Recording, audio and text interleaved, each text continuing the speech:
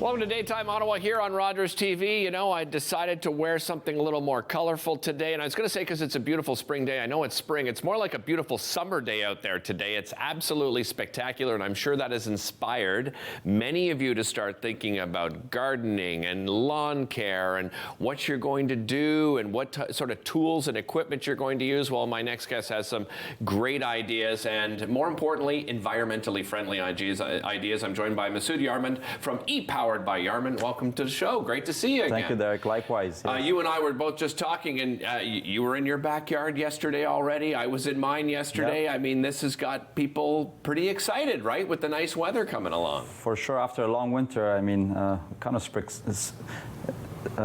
skipped spring, excuse me. Yeah, it seems we're that into way. Summer, but it's nice. It's a nice feeling. The deck was washed last night, so we could enjoy it today. Nice. It's so typical of Canadians, right? Wash the deck, get the patio furniture out. I mean, snow could be coming still, but you know what? We're going to forget about that. And talk about, as I said, you know, a lot of us are being more conscious when it comes to, you know, the types of tools that we're using. Before we get to that, I'd like a little bit of background on the business itself and what was the inspiration behind it? For sure. So we've been in business for over 20 years here in Ottawa. We deal with traditional equipment that handles your yard, so lawnmowers, snowblowers, chainsaws.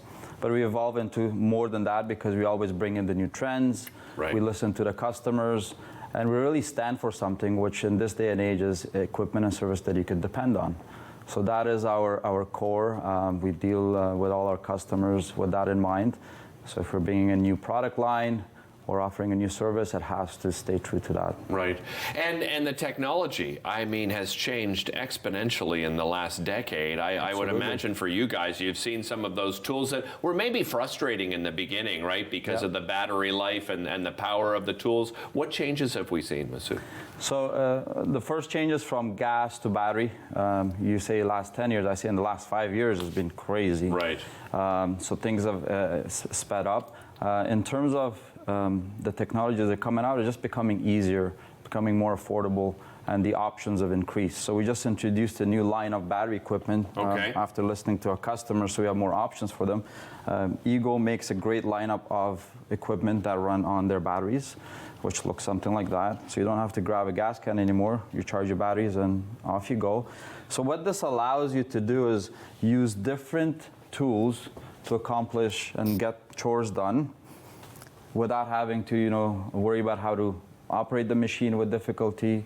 Maintenance plays a role. Right. And you could see on a little chart we have here that one power base could be used to do multiple tasks, which means multiple equipment that could do the chores for you, right, including snowblowers. So winter is now part of this mix. That is crazy. Yeah. Like, I mean, the lawnmower, I think, was a big one, right? Because, you know, some of the smaller tools, I think we could understand. Right. Chainsaw, I think, is another big one where people didn't think we would get the same power out of it. Yep. But you're getting that now, aren't you? Absolutely. It's coming along. And this chart is not updated now. There's sit-down machines that are battery powered. So it's evolving into more and more things that are, you know, battery operated. It's eco-friendly, but it's also easier for the end user to use. So we deal with a spectrum of customers from, you know, a homeowner to professionals, right, to government and municipalities, and they all pretty much do the same thing at different scale.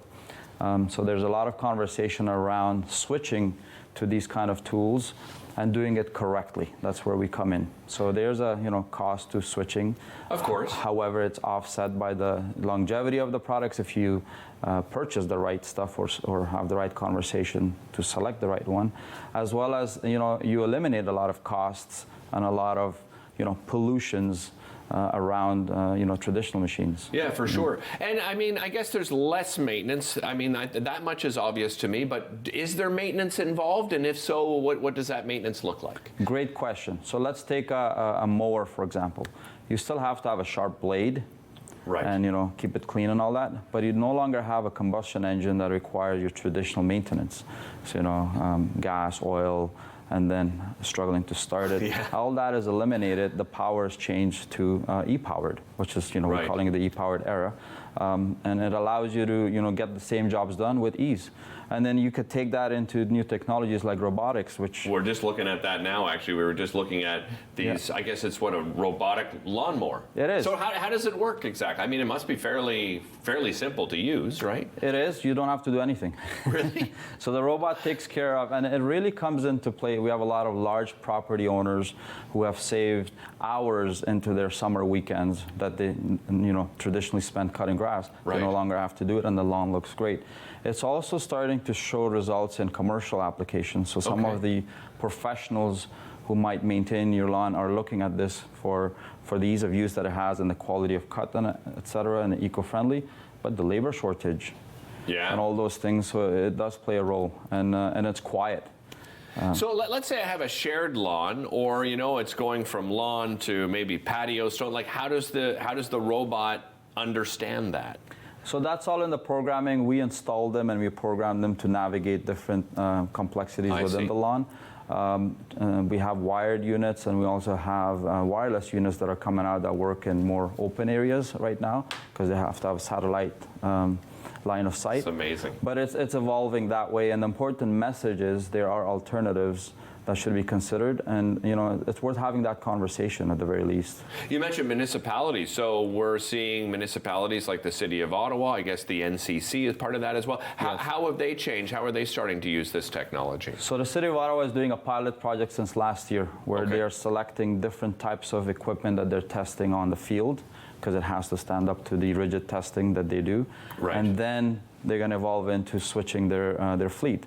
NCC announced last year that as of this year, April, any tool that's handheld, so smaller equipment, has to be battery operated on their grounds.